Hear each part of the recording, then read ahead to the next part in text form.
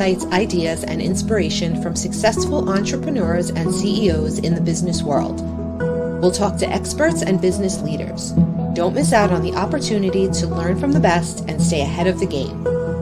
Sifu Raphael is the founder of 5 unique shows.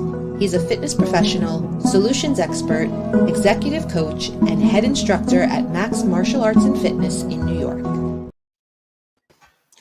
Hello, ladies. Thank you so much for joining me on Business Prowess. I'm super excited to have you both professionals on here. Thank you. Thanks for having us. Thank you so much for having us on. Yes, I'm always delighted to be with you. Yes. You know, one of the things I'm super excited today, obviously it's Friday, so happy Friday to everybody. And we're going to talk about energy and people-centered leadership. 2 amazing topics, but the energy, I think it's, in order to be really focused on leadership, I think we need the right energy as well, right? It always helps. Absolutely. Energy flows into everything we say, we do, we think. So definitely, yes. Yeah. So, Regina, if you don't mind helping us understand what it means to have centered leadership and how it's important to have the right people in the right place as well. Yes, so people-centered leadership is, of course, leadership that focuses on people, as people are the heart of any organization. And I also hope that stays that way. So we cannot ever really replace people, humans, with AI or any such thing, right? So people are truly the heart of the organization. And when we treat them as such, considering their specific needs, their specific aspirations, but also their challenges, on the other hand, I think that's when we can get the best version of people in the workplace, and when they are most enthusiastic about contributing their best selves and their best effort. So it's really a win-win, in my opinion. And of course, as you said, having them in the right place. Yes, we have those beautiful job descriptions, but oftentimes they are a bit rigid.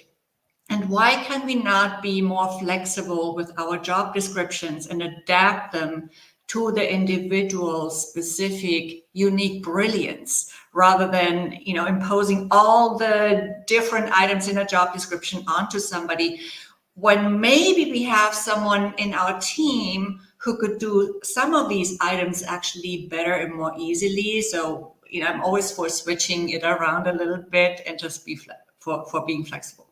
Yeah, I like delegating. I think delegating, and that's basically what you said. Delegating, I think it's a powerful tool, but not everybody knows how to use it because, hey, nobody does it as good as me, right?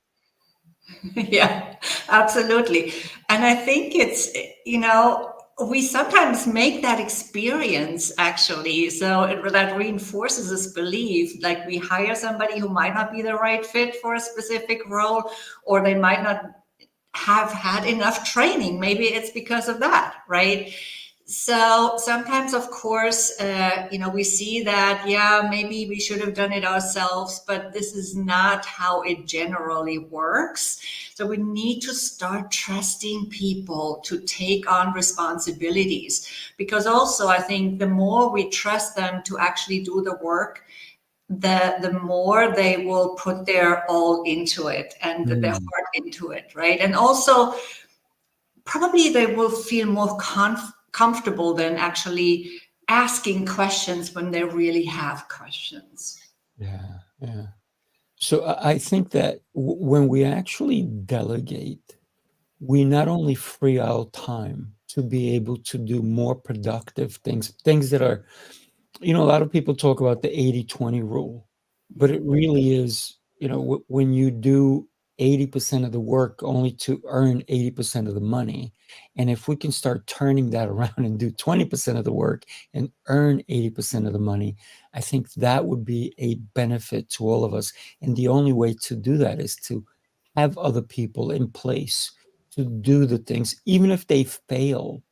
But imagine you go to the car wash and you have one person there, only one, They have to put your car through the wash. Then they have to come and vacuum it. Then they have to clean your windows. And guess what's happening to everybody else? There's a line forming. Yeah. And so how many people can you service and how long? Right? If you go to the car wash now, it's one car right after the other, and it flows and it flows. So if we think about implementing a structure or systems in order to get things to flow, then we have to give responsibility to other people, right? Yeah. Letting people do what they do best, I think, Mm. is the secret, right? And having that team where everybody is able and allowed and encouraged to show what I call often their unique brilliance and their distinctive uniqueness, so that we can recognize what they are even best at, because sometimes we don't allow them to show it. And Mm. once we know that, then the team can co-create or collaborate more effectively and more productively, of course. Absolutely. Absolutely. June, would you mind helping us understand what the energy behind the focus of giving even your power away to someone so that they can shine? If you don't mind Yes. helping us with that. So everything in the universe is energy, and there has to be an equal exchange of energy, and no matter anything that you do. Money, in fact, is energy. That's why it's called currency. Uh-huh. And in order for someone to elevate their frequency, which is energy, they have to have some sense of self-worth. So when you're delegating tasks to someone else, you're showing them that you have enough incentive and enough pride to be able to give something over to them, which Mm. raises their frequency as well. Everyone has to have a purpose. Everyone has to feel that they're valued, and has self-worth. And that helps encourage your employees to know that you do value them and they do have self-worth. Yeah, yeah. So when it's also trust, right? That we're giving to someone when we say, "Hey, listen, I'm going to put you in charge of this. I'm going to for this task. You're the one in charge of it, and it's okay if you make mistakes." I mean, we don't want to start that way, but knowing that if they make mistakes, it's okay as long as they're willing and to learn from them and correct them, right? So it's that trust. I think energy comes also when you give trust to someone. Well, trust and communication is one of the 5 lessons, the soul lessons that we're here to learn. Mhm. And, we're in relationship with everyone. We're in relationship with our employees, with our employers, with our customers. These are all different relationships that are here to teach us these lessons. And trust and communications is a big one. You have to be able to learn how to communicate your needs, your wants, and to trust someone that they're going to be able to follow through with what it is that you want. Mm. Yeah. I think also trust is a two-way communication, right? So we expect trust and we give trust. And the more we trust our team, the more they will trust us. And you also mentioned, Sifu, that we want them to give a chance to make a mistake sometimes, because we Mhm. all learn through mistakes or through experience, right? But also, I think when we are willing to admit that we make mistakes, then that's automatically also a permission to them to Mm. make mistakes and learn through them. Yeah. Well, we're You often know, perfectly perfect. No one's going to be perfect, and that's Exactly. the boss and the employee. It doesn't matter who it is. yeah, So the right. accountability aspect is huge, but a lot of people they'll say, "Yeah, when things go wrong, it's my fault." But then also when things go right, it's my fault or it's my doing, instead of giving the spotlight to a team member. So a lot of times we have to spotlight other people. Did you ever walk into a store and usually you walk into like a big department store, something they'll have a picture of the manager and so forth. But it's not often enough that you see Employee of the Month when you walk into a store, or Employee of the Week. So that's something that we need to start doing more. And even if it's not a store, but how about in an office setting, and we put a little place up there, and even if we throw words of this week, right? Encouragement, communication, love. So this way, when people walk in, they see that word and they're like, we're gonna work with love today, or we're gonna work with encouragement, and we're gonna encourage each other. We're gonna encourage our clients. So it's the little messages that we put out there, and even validating someone for the work they've done, even for that day, even. That has to do with balancing energy too, because, sorry. Go ahead. So everything has to stay in balance, right? And when you've got the hierarchy at work and you've got the boss and you got the little people, there's no balance of energy there. They're not gonna, it's like totally out of balance. They're gonna be like, afraid to come to you at that point and feel belittled and have less worth at that point. So a lot of that is just balancing out the energy so that you're approachable, basically. Mm. I love that. I also love that you said love before, because, we don't talk about love a lot in the business setting, right? I wrote this article a few years ago, and the title was The New Business Consciousness of Love, Compassion, and Co-Creation. And I believe that this is such an important topic, but we hardly talk about it. And so I really appreciate that you said that. A lot of it has to be with being grateful as well, because those are the two things that raise your energetic vibration the most. And even if you've got, a situation that is not ideal, maybe you have an employee that needs to take some family leave time or some sick time, or a customer that's just contacting you and doesn't end up making a sale. You need to let them know that you're grateful. You're grateful that they're there. You're grateful for the opportunity. You're grateful to have been able to talk with them. And maybe they're not going to be a customer now, but maybe they're going to talk to somebody else that's going to end up being a customer for you. Or maybe they'll come back later. It's all about what you're putting out and getting back. Without a doubt. One of the businesses that I have is I run a martial arts school. And at the end of every class, we call out Student of the Day. And they get, what do they get? They get choices. So I start teaching kids how to think ahead. So they have two choices. I have a whole display of books, toys, like really good toys, and it's a display, but in order to get that, they have to earn 10 gold coins. Their parents can't buy the book. They can't buy the toy. They can't buy anything on that shelf. The kid has to earn the gold coins, and they need 10 of them. Or I have a basket with toys. They have a choice. If they want to get this bigger reward, they need to get a gold coin, put it in a safe place, and then come back, and they personally have to hand over the 10 gold coins to buy that item.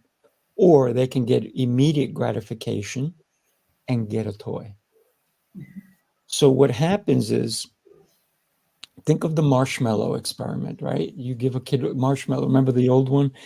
They give to a kid a marshmallow and they say, and they walk away. They say, if you don't eat it, and they give them like 10 minutes. If you don't eat it, then you'll get 2. And then they leave the room. And the kid is there, and the kid's looking at the marshmallow like, man, I really want that marshmallow. And some of them, it's like within a minute, they ate the marshmallow. But it's only a few who actually waited. I mean, they fiddled, they did all the kind of things, but then they waited the 10 minutes and they got the reward of the second marshmallow. Do you know that when they followed these kids later on, the ones that waited for the gratification of the two were the most successful compared to the ones that took up the immediate gratification. And why is that? Because sometimes we want immediate satisfaction and we're not willing to do the work required or wait till the right time. So I think that's a great experiment, and it's being done in other areas as well. And you can probably even do that with your kids if you give them an Oreo cookie or something, right? Something that they love and they can't, can't wait. So when we do that with employees, we say, hey, listen, if you do these things, this is what your compensation will be. But some people are not willing to do that. Or you can say, or you can take this, right? Remember the Price is Right? Curtain number 1, curtain number 2, or curtain number 3. Which one do you want, right? So sometimes we do take a chance when someone is presenting an option, but sometimes we forget to ask all the questions necessary to find out what's required.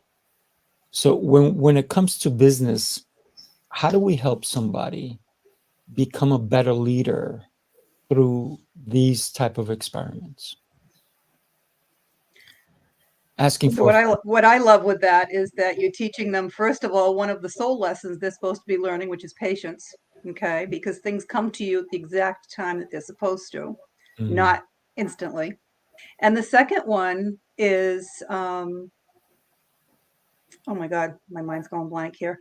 that's Oh, but the universe rewards, you have to do the work to get the reward. There's no free ride here. And everyone has gone through it, whether it's the employer or the employee, of working their tail off, right? And hoping they're going to they're going to give me the bonus today. But guaranteed you will get your reward if you're doing the work, no matter what it is. And that's how it works. Yeah, absolutely. Yeah, so it's definitely about divine timing also, right? But also about meaning, I believe. So when you really are able to give people meaning, you don't necessarily always have to have a carrot to hold in front of their nose, actually, because I have found that most of my clients, for example, they want greater fulfillment in addition to maybe that raise or promotion. But for a lot of people, that's really what they want more of. More fulfillment, greater impact, and just also be trusted more and recognized more. I believe recognition is a big word for leaders. It is.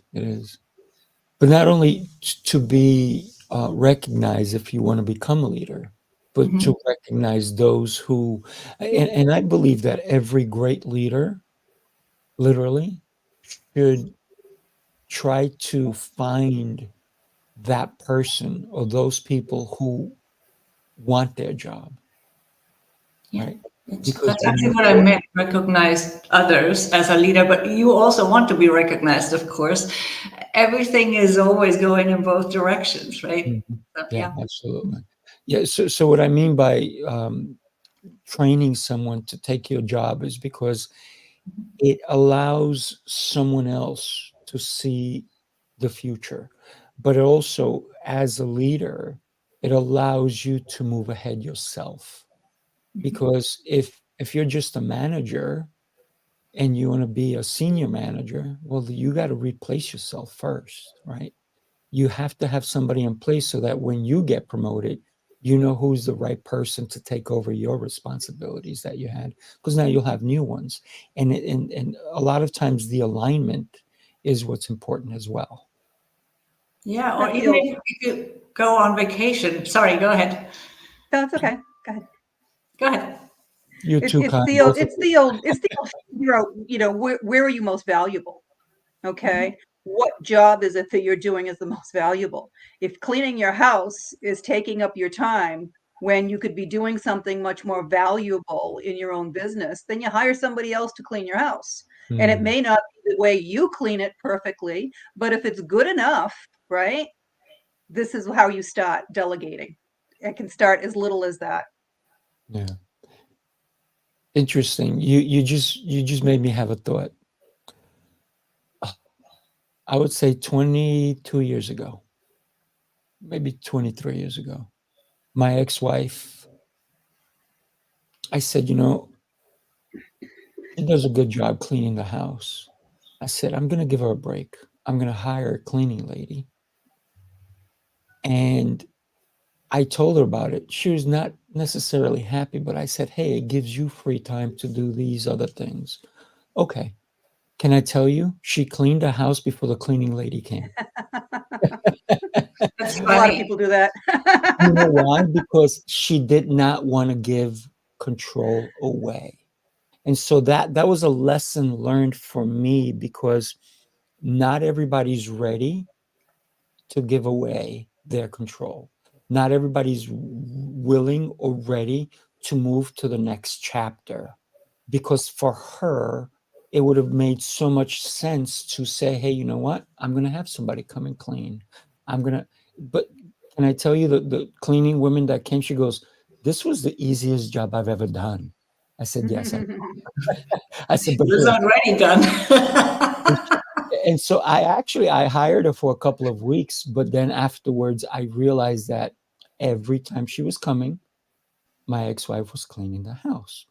So I said, you know what? I said, the cleaning lady was a great lady. And then I said, I think about 6 weeks. I said, you know what? I think we're going to be okay. So thank you for your service. I will recommend you. And then I told my ex-wife at the time, I said, hey, by the way, the cleaning lady is not coming anymore. Can I tell you? She said, why? I said, because I have 2 of them. I don't need 2. I need 1. So that part of delegating, that part of allowing someone else to shine, we sometimes as leaders don't do. So I think that one of the lessons that I learned is definitely, if somebody is not ready to move on, then either they're going to be stuck in that position, because I gave her position back, if you will, right? Because she didn't want the other person cleaning. And so she got her position back. And she was never able, it didn't free up her time like I thought it would have. But you have to be ready, right? Thoughts? So I think a lot of us have difficulty. I mean, I've been in business my whole life, and a lot of us have difficulty giving up control on certain things because couple reasons. First of all, it's the only way we can make sense in a crazy world, right? Is we have some kind of control over something, number one. Mm, And we also never believe that anyone is going to be able to do it as good as we do. And for the majority of us, they don't, but that's okay. If they do 80% of what you do, I'm sure you can polish up the rest to get it mm, where it needs to be.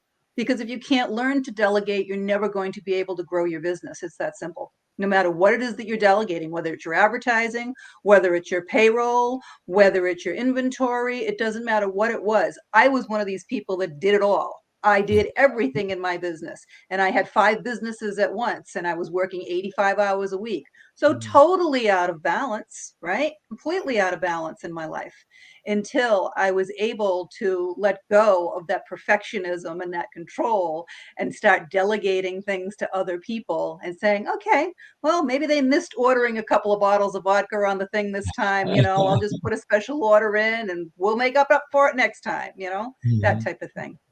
Yeah, Yeah. absolutely. I think in the beginning, for a lot of business owners, it's just really hard to organize it in a way that it makes sense to delegate, also because there's so many little different tasks, right? And so that requires some I don't really actually know what to call it, maybe practice or discipline, to just sit down and say, okay, how can I structure this in a meaningful way so I can actually teach it to somebody and then delegate it, right? Mhm.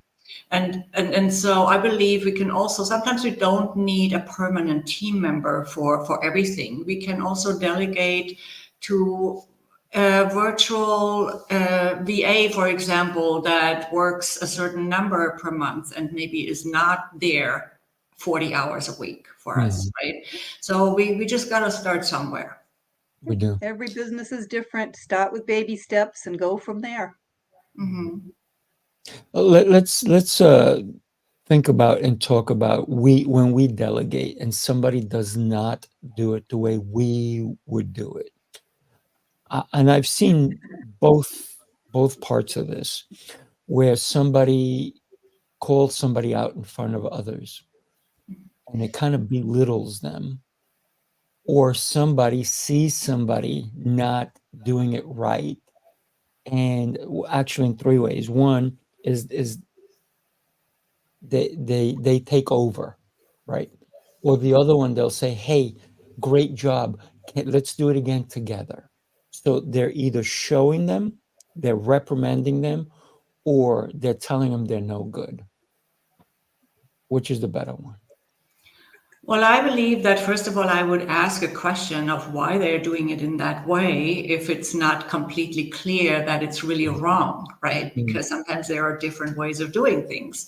And once that is clarified, ask them how they could, what their take is on how they could potentially have done it better. I think that asking questions would be a good first step, in my opinion. And then, yes, if they cannot figure it out, why not do it together, right? The first time around. And next time they can do it. Yeah. I love the asking question part. What I always did was praise in public, reprimand in private. Okay, that's the first rule. And then lo and behold, I would always tell them, listen, if you've got a better way than I have, I'm all for it. If you think you've got a better way, but you have to show me that it's more efficient. And if it's not, then you have to go back to doing it my way. If you have a better way, I'm all open for it. Sometimes they do. I mean, it's rare, but every now and then somebody comes up with a better idea. Yeah. And one of the things that I see a lot of people say is don't reinvent the wheel. But guess what? That's why we have hovercrafts, right? I was just going to say, we'll never get a hover car then. Yeah. Right. Yeah, but in school we learn that there's only one solution. So we're so programmed in that way, right? I just wrote an article about school reform, actually, because I'm really passionate about that, although it's not really usually my focus. But it also has to do with that new business consciousness, because if we want to create that in business, then we have to start in school, right? And and we learn so much about competition, and there's only one solution, and kids are not really encouraged or inspired to be creative, and instead they're just like inspired, if that's the right word, probably not. They're probably ordered to just repeat what they are what is presented to them, right? And so that, I think that then leads to this programming in most people, that there is one solution, or that my solution is the best solution. Right. Well, I didn't go to school for business, and I'm grateful for that. I went for, culinary. I was a trained chef and then a class 1 hairdresser. I learned all my business sense the hard way. And being a woman in business and a single mom, my favorite saying was, there's more than one way to skin a cat. And every time I had that door slammed in my face, I found another way to go around. And I was extremely successful with many multi-million-dollar businesses, buying property. There's always a way. There is always a way to do something. Yeah. Never take no for an answer. Yeah, I learned pretty much everything by doing too. That is business, and that is even my first leadership role. I had no relevant experience or studies before, but I'm just really also referring to like basic, like elementary school, right, where we learn these things already. So it's all about this conditioning. But then later, of course, if we, like if we are presented with those challenges where we have to figure it out, we will be able to figure it out. There's always that way. Absolutely. Yeah. When we consider school, and I'm glad you brought that up also, Regina, because in school, like I had a parent just tell me the other day, my son failed his math test, but when I looked at it, he got all the answers right. So he went to the school and he said, why did my son fail the math test? I see all the answers are correct. Because he didn't show how he got the answers. They did that to my It's middle so son. They did typical. that too. Yeah. But My here's the middle- thing. He said, my son is 6 years old. Why did you fail him? Because he didn't show. That's the way we need to do it. And he said, this is horrible because what you're telling my son is that if he doesn't show you how he got the answers, then he's wrong. But Yeah, like you said, there's not just one way to do it, right? exactly the same So, thing. so he was I, so mad when he went to the Yeah. school. right. I They would be pulled so that. mad. They pulled that in college on one of my children. He's a genius. He had 135 IQ at 12, Mm. and they did that to him in his first year at the Air Force Academy. They gave him, an F on the paper because he didn't show his work. He goes, "What are you talking about?" Yeah. I would love to share this article that I wrote. I think you would both like it. Mm. It was published actually in an African publication together with other articles. So I'd be happy to share that. I think we would all agree that a lot of, we would probably all want to do it in a way that I described it, judging from what you're saying right now. Yeah, there's no cookie cutter for anything, whether it's business No. or education. Everyone learns a little bit differently. Everyone absorbs a little bit differently, and people have to take that into consideration. Mm-hmm. Yeah, I mean, it's definitely true that the school system is not really made for everybody. And that's what I was hinting at in that article too. And just some basic things that I believe that we could implement in the favor of really everybody. Mm-hmm. There are some basic things that we don't see and that could favor everybody. And then, of course, yes, respecting the individual with their specific needs. It's exactly the same as with a team, right? Right. And when you bring that into the workforce, don't be afraid to train someone. I remember one of my first jobs was a temp job stuffing envelopes in the mailroom. Mhm. And I had done 10 to 1 to anyone else. And they're like, "How are you doing this so fast?" And I just showed them how to do it quickly. 10 to 1. Okay, well, let's get you out of here. Let's put you somewhere maybe we were a little bit more valuable. And they moved me from the mailroom. I was the payroll supervisor within a year. I worked my way up that ladder. So don't be afraid to take people in and train them if you see that they have a skill that is useful. Yeah. Yep. There's a company called FastCap, and as a woodworker, because I have a wood shop, they create great products. And one of the things that they're always constantly doing is they have their employees, they challenge each other. Who can do it better? And it's kind of funny because of that concept, their company has grown exponentially because they did a time saving. When they said who can do it better is who can do this process faster. And so they gave freeway to everybody, say, do whatever you need to do, and then we'll have a competition. And literally from something that used to take them 10 minutes to do, it went down to like a minute. And they rewarded that person because that saved so much time, just like you did, June. And they are constantly doing things like that. And even some of the employees now, because they have that work environment where we are valued, because the upper management doesn't care who creates something, that they're now starting to create products for the company. And that it's brought millions of dollars to this company. So it's great to see a company do that with its employees, and everybody counts. Everybody. And encourages self-worth. Mm-hmm. And that's people-centered, right? That's people-centered leadership, if you will, because you're allowing the person, no matter who it is. I mean, you could have somebody sweeping the floor and they go like, wait a minute, what are you doing there? And they go, wait, oh, why don't you do it like this? And they're like, oh, great idea. And they even have an idea that is never unheard. And I think that's when we truly grow as a company. Yeah. I think that's important. Sometimes it just takes one person that pays attention. I'm saying this because this probably happened when I was first promoted into that role. without any relevant background. Somebody just saw something that I didn't even see, and they saw that potential. And now, if I'm thinking about it, it was probably because I was constantly suggesting ways to improve the infrastructure, to improve processes, things like that, because what else could it have been, really, right?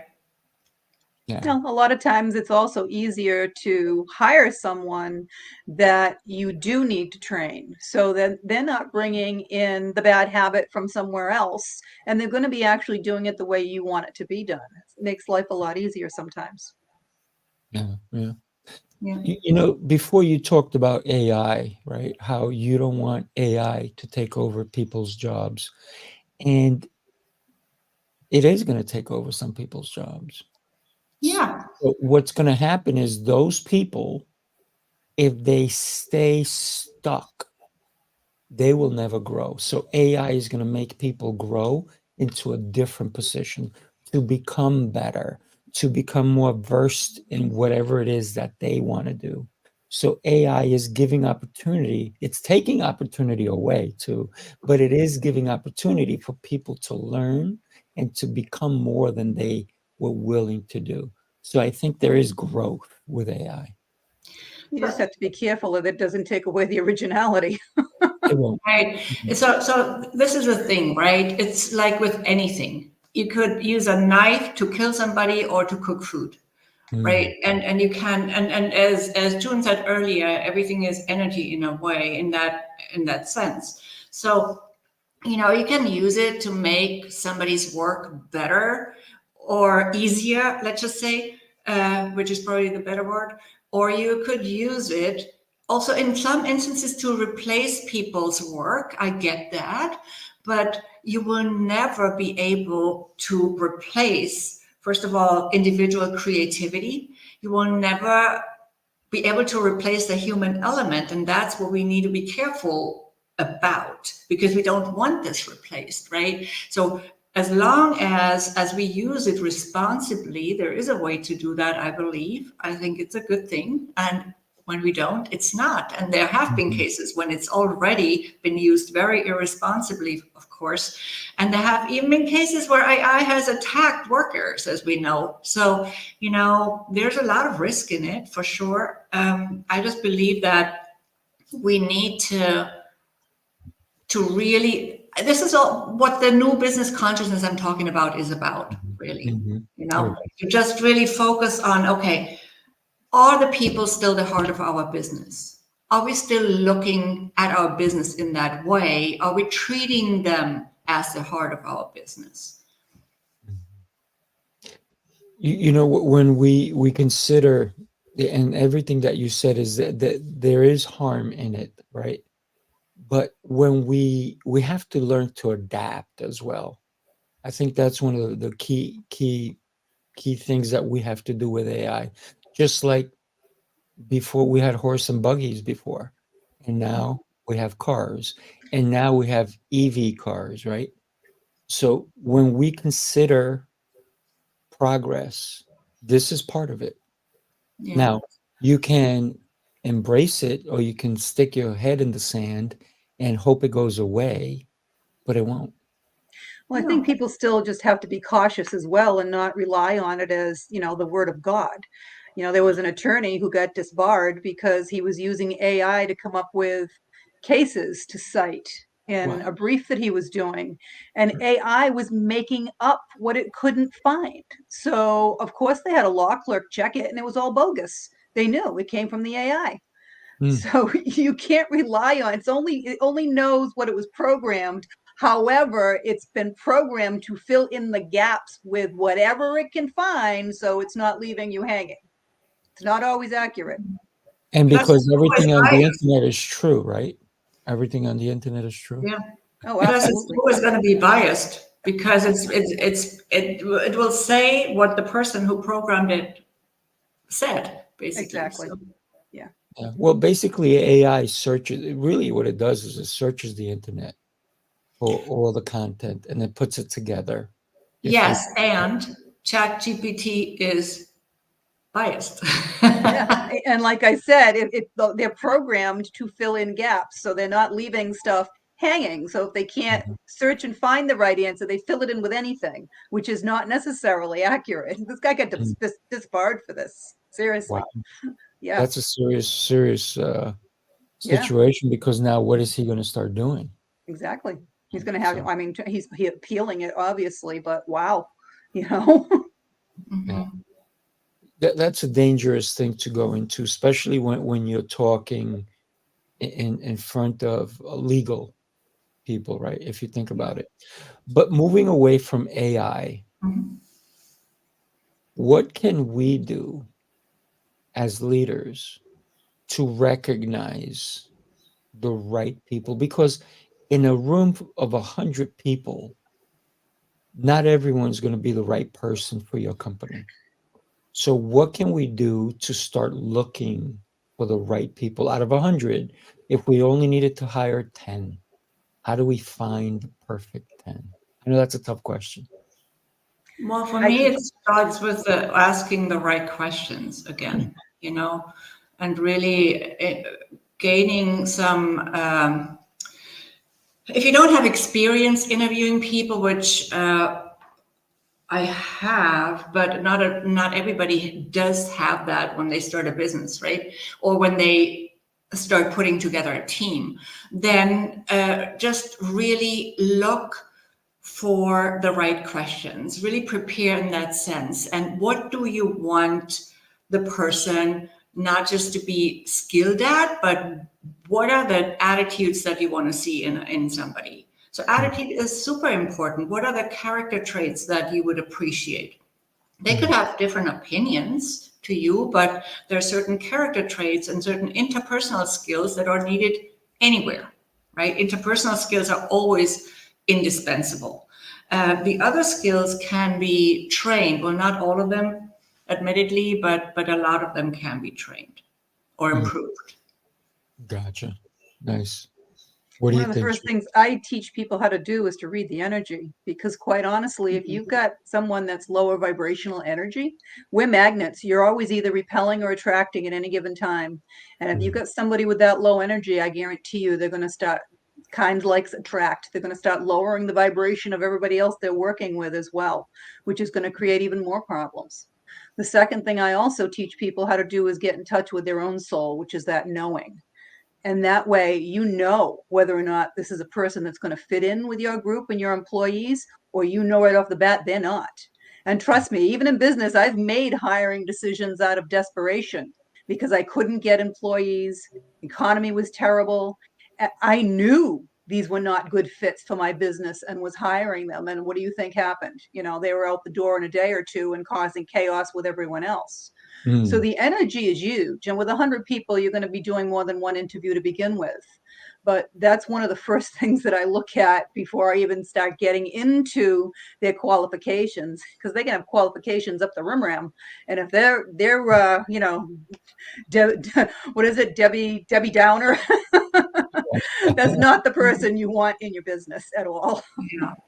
agreed. Yeah, it's just that I believe that, there are people who have an easier job recognizing the energy and reading the energy than other people. And one thing that I also recommend is when you go into an interview, optimize your own energy first, right? So really do that so that you can even also then perceive the other person's energy better, and be present with that person and not just so externally focused.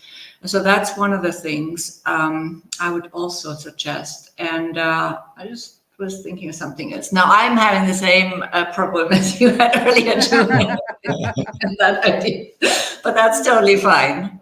It'll come back. It'll come back. One of the things that I always, even for an employee, even if they're being hired at a high position, is if they're coachable, if they're willing to expand. If that's not the case, then they're closed-minded. There's no growth mindset. So for me, that's a no. That's a hard no. That's what it was. I mean, it was a little bit different, but I wanted to talk about potential. So I always ask them about their potential, because you already have their resume, you know what they have done, what they have accomplished. And of course, you could ask them a little bit about what they think are their biggest accomplishments. But for me, it's really about the potential going forward. I would never hire on potential, and I would never marry someone on their potential, because they'll never live up to it for you. That's something I definitely leave out. But they have to be a team player, because no one's an island, and no one built their business on their own, and no one succeeded on their own. So they have to be willing to be a team player and help out with everyone and be able to give input and be able to rise to any occasion, basically. Mm-hmm. Yeah, I mean, I also tell my clients who want a promotion to talk about their potential or a salary increase, because people want to get paid and recognized for what they will do, and not only for their past. And I believe that, I mean, I've also hired a lot of people. I haven't made the worst experience with this tactic. Also, of course, if you wanted to use something a little bit more tangible and you believe in those tools, not everybody does, you could also use a human design profile. Of course, then in that case, the people that you're interviewing would also be willing to give you that data. So that wouldn't work everywhere, right? But there are many, many different ways that you can complement it. I believe it depends a little bit on what company it is, what the size of the company is, what your role in it is, and so on. I love it. I love it. Ladies, I got to tell you, we covered so much today. And the topic was energy and people-centered leadership, and we covered a lot of it. And I'm sure there's more that we can talk on, but it's come to a time that we're closing out the show. But great concepts, great ideas, great insight from both of you. Thank you so much to both of you for being here. And everybody, if you're watching it live, thank you. If you're going to watch it on the replay, don't forget to hit #replay. And come on, let's do it. We do every Friday at 11 a.m. Eastern Time. Ladies, have an exceptional rest of your day. And thank you for being here with me. And you do the same. And thank you both for being here with me. Thank you. All right. Bye-bye.